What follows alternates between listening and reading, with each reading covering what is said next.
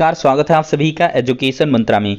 दोस्तों, आज की डेट में देखा जाए तो सुप्रीम कोर्ट से एक बड़ा फैसला आ चुका है।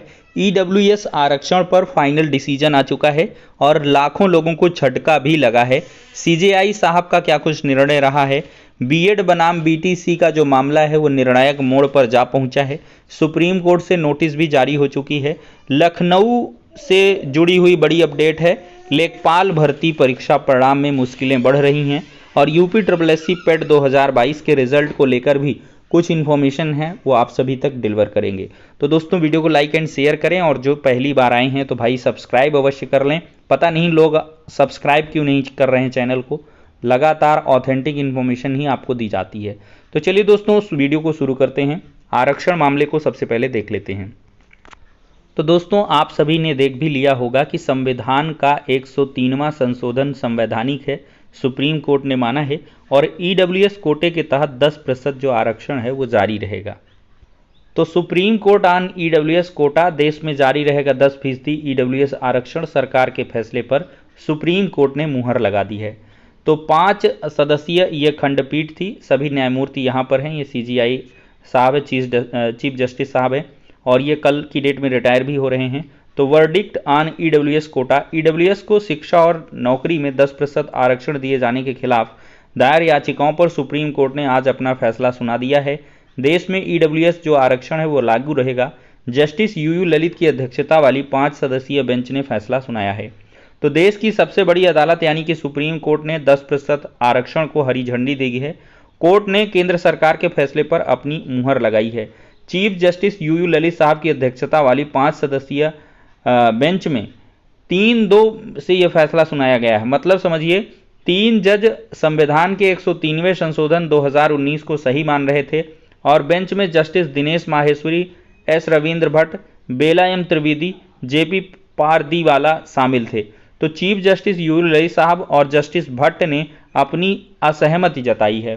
तो सीजेआई साहब का कहना था कि ये आर्थिक आधार पर आरक्षण जो है गलत है और इसी प्रकार जस्टिस भट्ट साहब भी कह रहे थे कि आर्थिक आधार पर केवल यूआर को देना गलत है, सभी को दिया जाना चाहिए। जो मेन पिटिशनर्स की डिमांड थी कि ओबीसी, एससी, एसटी, अन्य जो कम्युनिटी के कैंडिडेट्स हैं, अगर ये आर्थिक रूप से आरक्षण है, इसका नाम ही है इकोनॉमिकल वीकर सेक्शन, तो ईडब्ल्यूएस तो हर एक जगह पे हैं। इकोनॉमिकली वीकर सेक्शन तो ओबीसी में भी है, एससी में भी है, एसटी में भी है। तो क्यों ना सबको समान रूप से दिया जाए, लेकिन ऐसा नहीं हो पाया।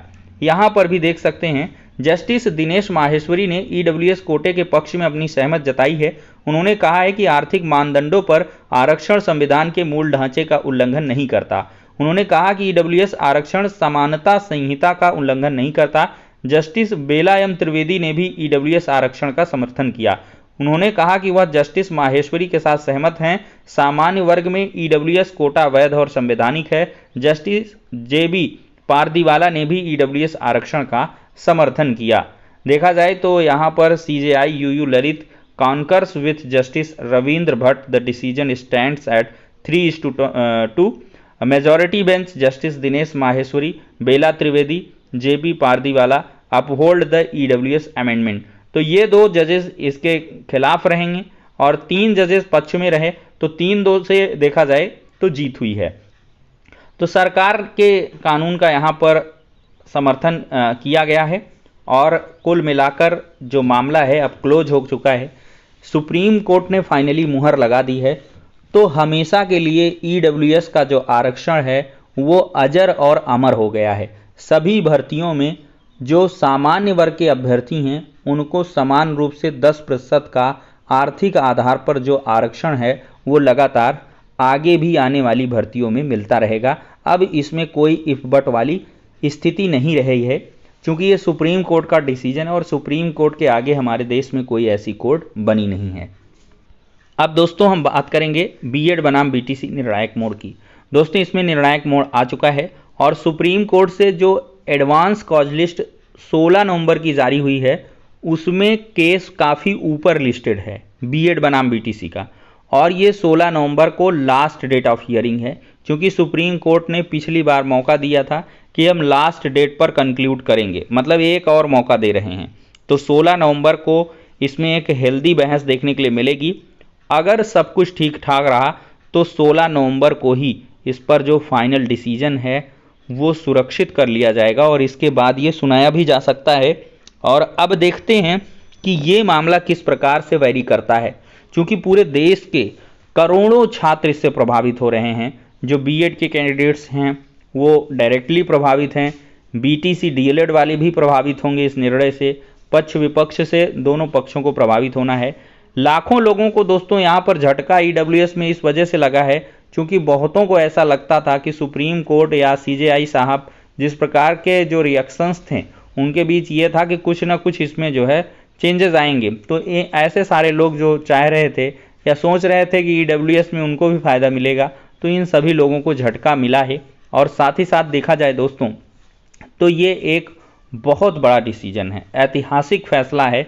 और ऐसा बहुत बार होता है कि इतनी माइन्यूट और इतने मतलब 3 जज साहिबान एक तरफ, 2 जज साहिबान एक तरफ, सीजेआई चीफ जस्टिस साहब खुद इसको असंवैधानिक करार दे रहे थे, लेकिन जब 3 जजेस पक्ष में थे, इसी वजह से 5 सदस्यीय या 7 सदस्यीय खंडपीठ बनाई जाती है जो बड़े डिसीजन होते हैं।